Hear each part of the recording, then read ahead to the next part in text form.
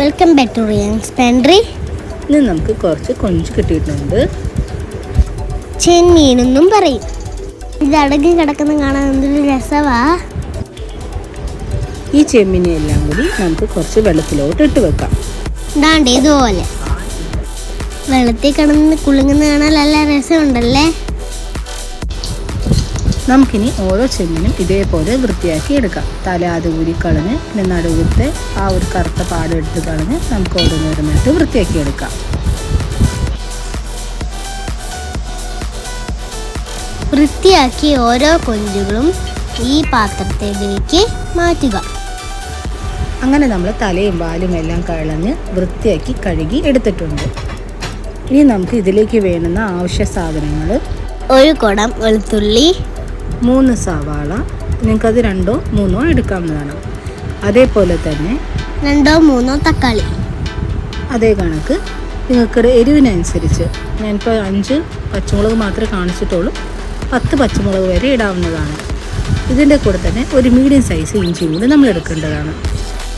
നമ്മളെടുത്ത എല്ലാ ഐറ്റംസും നമ്മൾ ചോപ്പ് ചെയ്ത് വെച്ചിട്ടുണ്ട്. ഇതിൽ നമുക്ക് ചെറിയൊരു മീഡിയം സൈസ് കുടംപുളിയും അതേപോലെ തന്നെ ഒരു 1 or 2 കറിവേപ്പിലയുടെ തണ്ടും നമുക്ക് എടുക്കേണ്ടതാണ്. ഈ കറിയുടെ ഒരു സ്പെഷ്യാലിറ്റി എന്ന് പറയുന്നത് നമുക്ക് ഓരോന്നോരോന്നായിട്ട് ഇളക്കി വഴറ്റി അങ്ങനെയൊന്നും എടുക്കേണ്ട കാര്യമില്ല. നമുക്ക് ഒറ്റയടിക്ക് തന്നെ നമ്മളെടുത്തേക്കുന്ന എല്ലാ കാര്യം കൂടി ഒന്ന് മിക്സ് ചെയ്തെടുത്താൽ മതി. അതിനു വേണ്ടി ഈ ചെമ്മീനും നമ്മളെല്ലാ ചോപ്പ് ചെയ്ത സംഭവങ്ങളും ഇട്ട് കൊടുക്കാം. ചോപ്പ് ചെയ്ത് വെച്ചേക്കുന്നതെന്ന് പറയുന്നത് സവാള, വെളുത്തുള്ളി, ഇഞ്ചി, പച്ചമുളക് നമ്മൾ നീളത്തിലാണ് അരിഞ്ഞത്. അതേപോലെ തക്കാളി, കറിവേപ്പില, കുടംപുളി ഇതെല്ലാം കൂടെയാണ് നമ്മൾ ഇട്ട് കൊടുക്കേണ്ടത്. ഇനി ഇതിലോട്ട് 1 ടീസ്പൂൺ മുളക് പൊടി മാത്രമേ ചേർക്കുന്നുള്ളൂ. കാരണം നമ്മൾ പച്ചമുളക് ചേർത്തിട്ടുണ്ട്, അതുകൊണ്ടാണ് 1 ടീസ്പൂൺ മുളക് പൊടി ചേർത്തത്.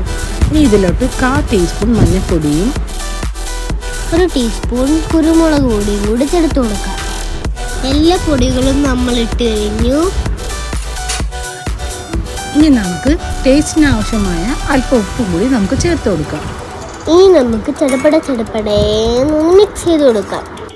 നമ്മളിട്ടേക്കുന്ന പൊടികളും ഈ കൂട്ടും എല്ലാം കൂടി ആയിട്ട് നല്ല രീതിയിൽ മിക്സ് ചെയ്യാൻ വേണ്ടിയാണ് നമ്മൾ ഒന്ന് ഇളക്കി കൊടുക്കുന്നത്. ഇനി നമുക്ക് നല്ലൊരു കറിച്ചട്ടി എടുക്കുക.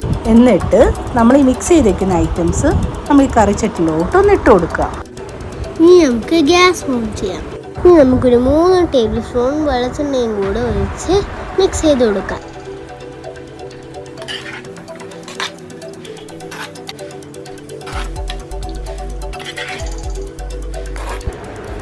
ഇപ്പോൾ നമ്മൾ നല്ലതുപോലെ മിക്സ് ചെയ്തെടുത്തിട്ടുണ്ട്.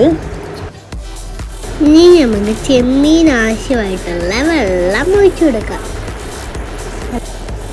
അപ്പോൾ നമ്മൾ ആവശ്യമുള്ള വെള്ളം ഒഴിച്ചു കൊടുത്തിട്ടുണ്ട്. ഇനി നമുക്കത് മൂടി വെച്ച് വേവിച്ചെടുക്കാം. ഇനി നമുക്കിനി ചെമ്മീൻ വേവുന്ന വരെ നമുക്ക് വെയിറ്റ് ചെയ്യാം.